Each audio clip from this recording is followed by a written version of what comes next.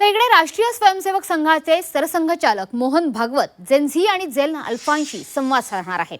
मुंबईत या संवाद कार्यक्रमाचं आयोजन करण्यात आलंय। या कार्यक्रमात देशातील 100हून अधिक शहरातील 15 ते 19 वयोगटातील 2000 विद्यार्थी सहभागी होणार आहेत। जंतर मंतरमधील आंदोलनानंतर चर्चेत आलेल्या जेनझींसोबत आता मोहन भागवत संवाद साधणार आहेत।